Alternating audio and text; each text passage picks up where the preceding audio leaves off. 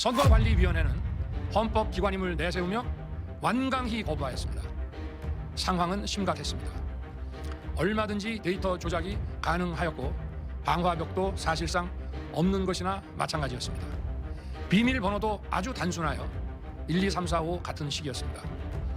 민주주의 핵심인 선거를 관리하는 전산 시스템이 이렇게 엉터리인데 어떻게 국민들이 선거 결과를 신뢰할 수 있겠습니까? 잘 들어봐. 네. 내가 너를 설득을 꼭 하고 싶어. 네. 부정선거 음모론을 확인할 수 있는 대한민국 모든 국가기관이 다 동원이 돼서 부정선거가 없었다라고 결론을 내렸어. 내가 하나하나 그 증거를 얘기를 해줄게. 네. 첫째, 21대 총선과 관련한 부정선거 소송은 총 126건이 있었어. 그런데 사법부가 모두 다 부정선거 없었다고 결론 냈어. 126건 다. 다. 네. 그럼 사법부가 결론 냈지. 네. 됐지. 사법부 네. 국가기관 사법부. 네. 저거나. 네. 자, 윤석열이 계속 뭐라고 해? 네. 선관위를 점검할 수가 없었다. 그래서 어쩔 수 없이 계엄했다고 했잖아. 그런데 그러니까요. 선관위 압수수색만 윤석열 정부에서만 165번 했어. 윤석열 정부에서. 오, 됐지? 엄청 많이 했네. 엄청 많이 했어. 네. 자, 그리고 22대 총선도 이게 부정선거라고 해가지고 고발된 건들이 있었어. 작년 그 총선에 근데 그것도 경찰이 다 수사를 해서 전부 다 무혐의 처분 내렸어. 그리고 윤석열이 정권을 잡았잖아. 네. 정권 잡은 다음에 자기 친구 서울대 법대 동기가 있어. 네. 누구냐? 김용빈이라는 사람이야. 네. 김용빈이라는 사람을 선관위 사무총장에 임명을 해. 근데 네. 원래 선관위 사무총장은 선관위에서 계속해서 근무했던 사람들이 가는 곳인데 이 사람은 그냥 생뚱맞게 윤석열이가 찍어 눌러버렸어. 아, 외부인을 외부인을. 관련 없는. 근데 자기 절친이야. 절친. 절친. 근데 그 김용빈 선관위 사무총장이 부정선거는 없다. 직접 얘기했어. 그리고 국정원에서 선관위를 점검하려고 했으나 선관위가 거부하는 바람에 선관위의 5%만 점검했다라고 계속 윤석열이 얘기를 해. 네. 국정원이 탈탈 털고 싶었는데 선관위가 계속 못하게 해서 5%만 점검을 했다고 얘기를 해. 요건 윤석열 주장. 그런데 팩트 체크합니다. 네. 선관위는 서버를 포함해서 모든 장비 6,400대를 국정원에 다 제공했어. 그래서 국정원은 선거와 관련된 장비를 전부 다 점검한 거야. 근데 문제 없다 결론. 다 했다니까 다 했어. 그럼 지금 몇 개야 국가기관이? 자, 사법부, 그다음에 경찰, 선관위, 국정원 이거 다 했네. 다 했지. 네. 자, 요거는 이제 기본 지식으로 갖고 있습니다. 네. 그럼에도 불구하고 봐봐. 지금 댓글에 뭐예요? 봐봐. 개소리 하지 말라. 부정선거 이때. 자, 그래서 지금부터는 이제 변희재 대표와 함께 이야기 나눕니다. 변희재 대표님, 도대체 이 부정선거 음모론은 어떻게 만들어졌고 어떤 주장을 하고 있고 무엇이 틀렸는지 지금부터 살펴볼 텐데 언제 시작된 거예요? 원래 이제 그 2002년 노무현 당선 때부터 그 주장은 있었어요. 네, 있었는데 아주 미약한 흐름으로 오다가 미약했고. 2020년도 총선 때 이제 그때가 아마 이제 보수가 거의 괴멸적으로 패배했던 그 선거인데 뭐 지금 4년 뒤 선거도 마찬가지지만 그때 이제 민주당이 180석이고요. 미래통합당 지금의 국힘 103석으로 폭망했어. 그때 이제 이 박형준 선대위원장이 100석 이하로 위험하다 자기들. 왜냐면 여의도 연구소에서 이 통계가 워낙 안 좋게 나와서 황교안 당대표가 그때 종로바닥을 굴러다녔어요. 엎드려 절하고 다녔어. 살려달라고. 본인은 더블 스코어로 지고 있었고 이랬기 때문에 그래서 패배가 완벽하게 예측이 돼 있었는데 네. 보수 유튜버들 특히 강용석 180석으로 승리한다고 주장하기 시작합니다. 그래 장사 잘 되니까. 어떤 경우든요. 우리 팀이 진다 그러면 돈 안 들어옵니다. 맞아. 네, 무조건 이긴다 그래요. 네. 지금도 마찬가지인데. 그때 변희재는 보수가 네, 진다고 저는 해서 100석 구독자 이하로 다 빠졌어. 이겼다가 이 절반이 빠져나갔고 그럼 이제 제가 맞았잖아요. 네. 그럼 독자들이 저한테 와야 되는데 그렇지. 이제 강용석 쪽에서 부정선거를 주장할 수밖에 없는 거죠. 아. 너무 크게 틀렸기 때문에. 어. 그래서 그때부터 부정선거를 주장하면서 보수 유튜버 전체가 다 그랬으니까 이제 어. 보수 유튜버를 보는 노인들 중심으로 와장창 몰려가 버린 거죠. 아, 자 그런데 극우 유튜버들 강용석을 중심으로 한 거기에서 부정선거 음모론을 제기를 했어. 네. 그런데 총선 패배에 책임이 있는 당시 대표가 황교안이야. 네. 자기가 너 때문에 졌다고 하니까 자기도 그 부담에서 벗어나려면 부정선거가 있었다고 하면 좋을 거 아니야. 받아야지. 황교안이 거기에 이제 함께 한 거야. 그러니까 이제 제도권까지 들어오면서 이게 일파만파 커졌죠. 근데 황교안 씨는 그 선거 당일날 개표하는 도중에 집에 갔습니다. 짐 싸고. 아. 그러니까 이분도 아는 거야. 그리고 1년 동안 안 나타났어.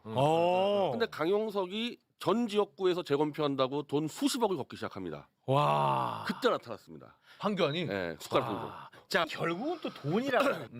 황교안은 자기 책임을 사하기 위해서 유튜버들은 돈. 네. 자, 가로 세로가 이게 부정선거라고 해서 한 지역구당 6천만 원의 돈이 필요하다. 초선걸 걸려면 하면서 후원을 걷기 시작합니다. 썸네일 좀 올려주시겠습니까? 요거 설명 부탁드립니다. 예, 이게 한 지역구 6천만 원, 실제 1,000만 원 정도면 충분한데 6배 풀려가지고 6천만 원씩 100개 지역구를 그래서 최소 60억을 모으겠다 해서 와. 거의 그 근처까지 돈을 모은 걸로 알고 있는데 와. 근데 이걸 이제 선관위에서 당사자가 해야 된다. 낙선한 당사자가. 아, 제3자가 하면 안 되고. 된다. 그래서 소송을 한 게 거의 없어요. 그 몇십억을 강용석 개인 계좌로 모았거든요. 지금 꿀꺽하고 있는 상태. 그러니까 아무것도 안 했어요, 사실은. 그래서 돈 받아가지고. 돈 받아서 그냥 예, 그대로 지금 강용석이 먹고 있는 상태고. 유일하게 이제 민경욱. 민경욱은 소송했을 거 아닙니까? 네, 그래서 네. 민경욱 소송 말고는 소송들한 게 없어요. 그러니까 강용석을 통해서 실제로 소송이 이루어진 거는 민경욱밖에 없어요. 나머지 하긴 했는데 이제 아까 말한 대로 당사자가 빠져버리니까 그럼 소송이 안 되는 거죠. 그러면 이제 후원금을 돌려줘야 될 거 아닙니까? 안 돌려주고 있습니다. 하고 있고 민경욱 소송은 끝까지 갔죠. 네. 거기에 지금 부정선거 얘기하는 변호사들 다 들어가 있었는데 그 판결문에 어마어마하게 상세하게 모든 부정선거의 주장을 다 논박을 했는데 네. 그러면은 그 대법원 판결에 대해서 기자회견도 하고 했어야 될 거 아닙니까? 그렇죠. 아무 얘기도 안 합니다. 대법원 판결문 내에서는. 아. 그래서 거기가 결정적인 게 뭐냐? 이 사람들이 전자개표기라고 원래 투표 분류기입니다. 요거는 이제 뭐 이재명 표, 박근혜 표 네. 이런 식의 분류해 주는 거. 자, 이거죠. 이렇게 해가지고 100장씩 세줘요. 마지막에. 네. 그럼 100장을 또 참관인들이 다 확인해요. 그래서 어. 딱 묶어버립니다. 그렇습니다. 근데 여기다가 이제 중공 해커가 이 조작을 했다 이거예요. 근데 여기 모뎀이 없어.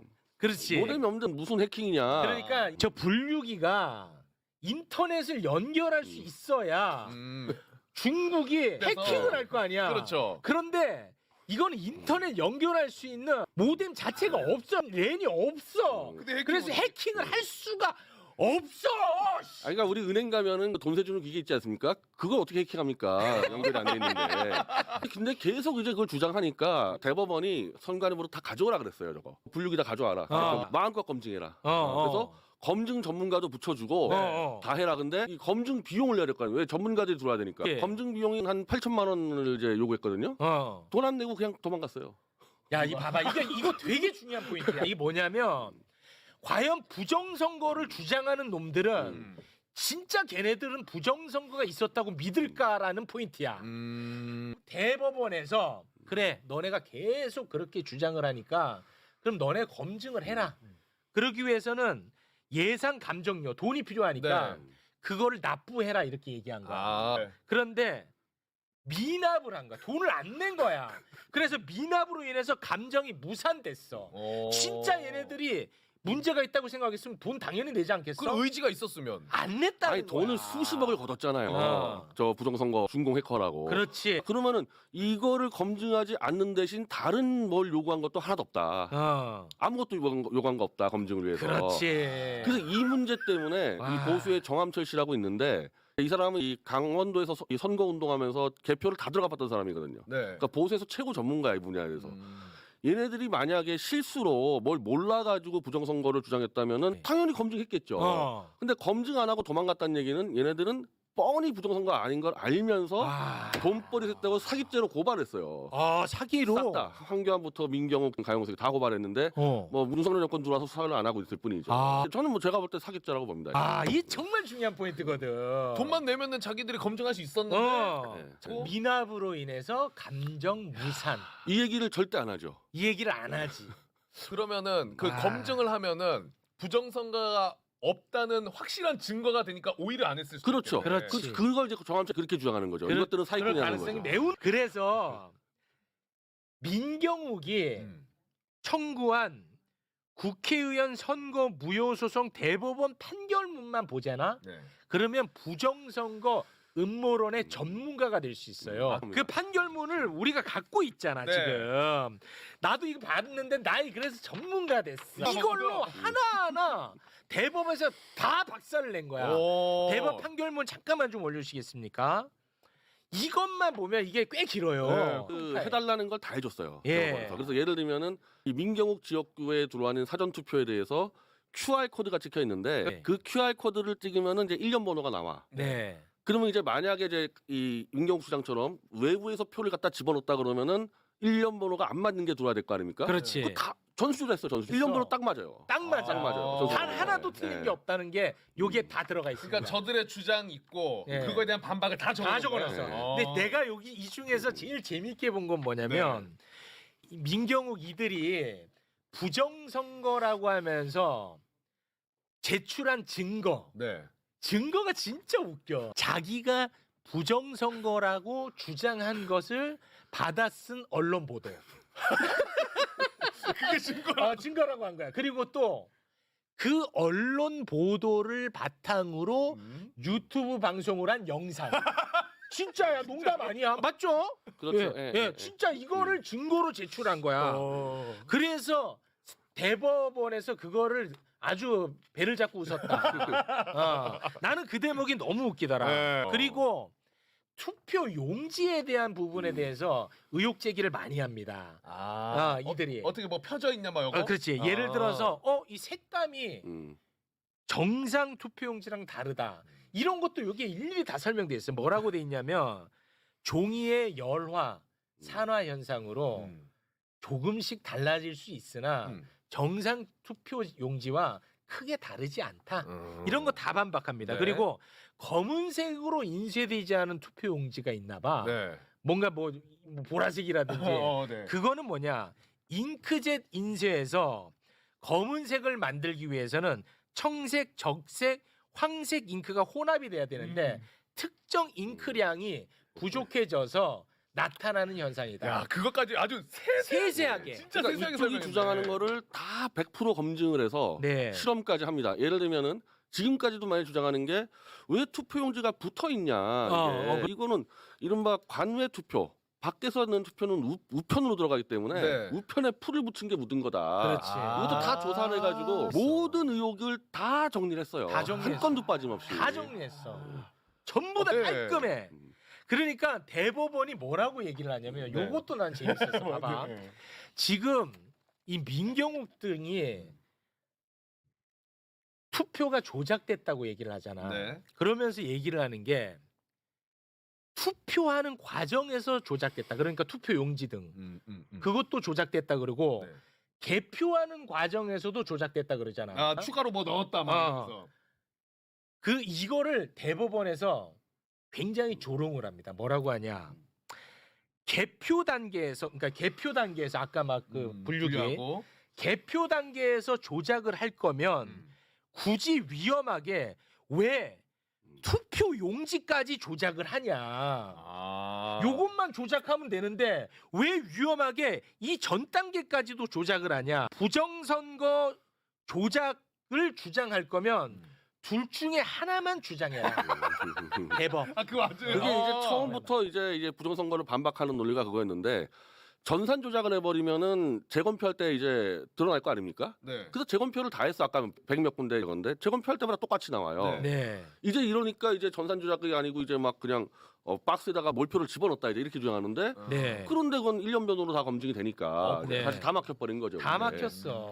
그리고 사실 이거는 초기 단계 때부터 이 부정선거를 사기라고 얘기했던 이 보수의 빅3가 있습니다. 이제 조갑재, 정규재, 변희재인데 완전 패가 망신했어요 우리. 후원금이 절반 이상 다 날라갔는데 이 사람들이 특히 정규재 씨가 계속 토론회를 만들어서 나와라.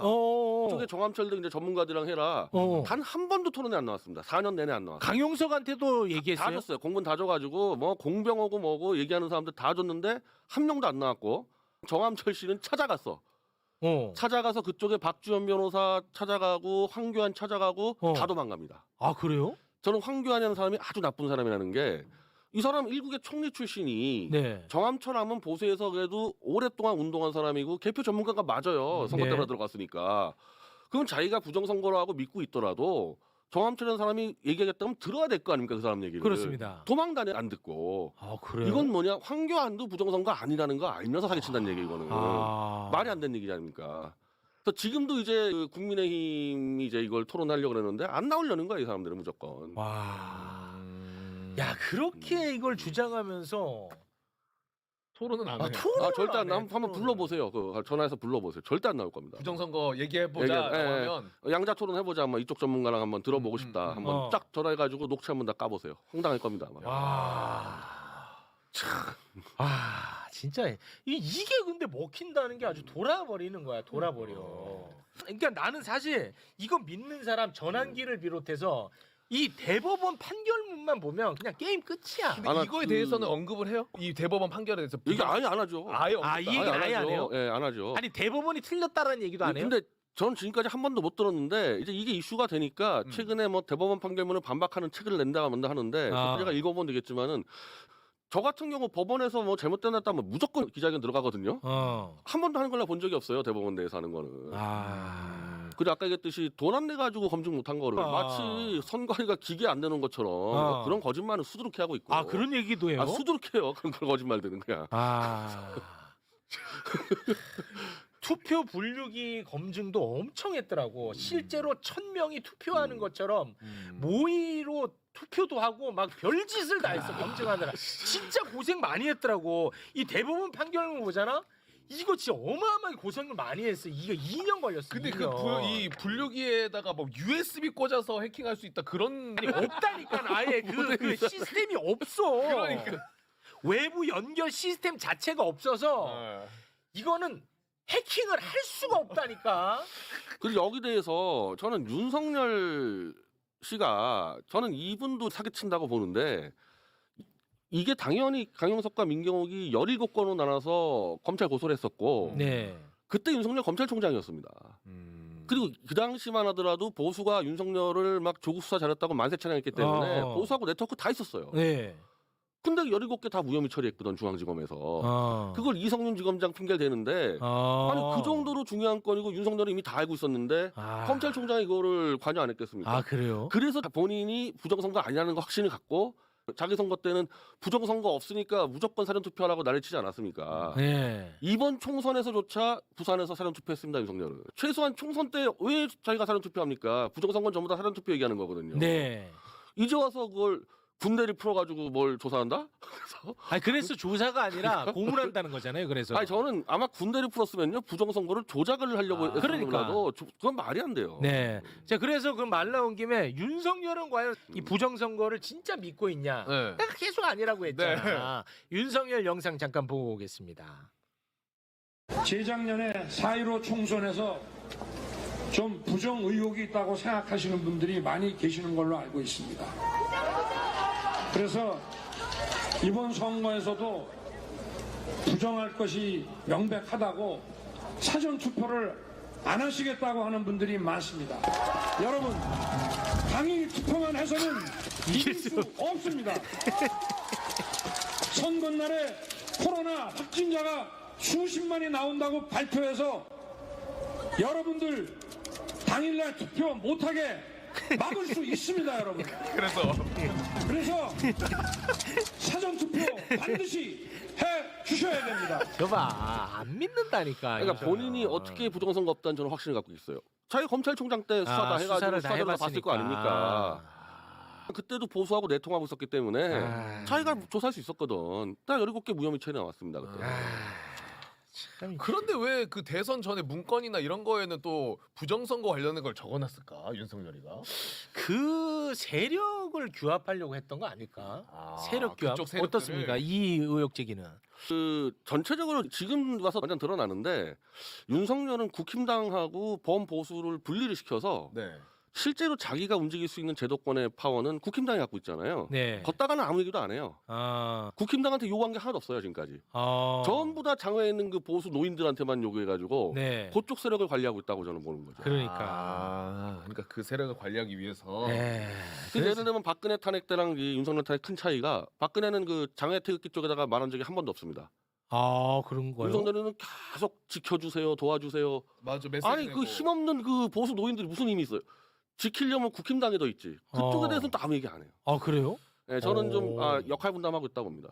어떤 역할을 분담? 저는 보수 진보 중간에 내각제 세력이 들어와 있다 보거든요. 그게 이제 조중동 같은 애들인데 윤석열은 사실은 이제 그쪽과 딜을 쳐가지고 대충 시간 끌어준 다음에 이제 내각제 쪽으로 가려는 게 아닌가 윤석열은. 예. 그러면서 보수들을 이제 꽉 잡고 있는 거고. 이탈 못하게 하려고. 그런 꿈을 꾸고 네. 있는 것 네, 아니겠느냐? 아주 이 불순한 생각들 하는 것 같아요. 자 오늘은 부정선거 음모론에 대한 이야기 좀 많은 분들이 좀 알았으면 좋겠다는 생각이 드는데 또 부정선거 음모론 믿는 사람은 일단 안 봐. 아예 안 보지. 보지를 않아. 음. 네. 알겠습니다.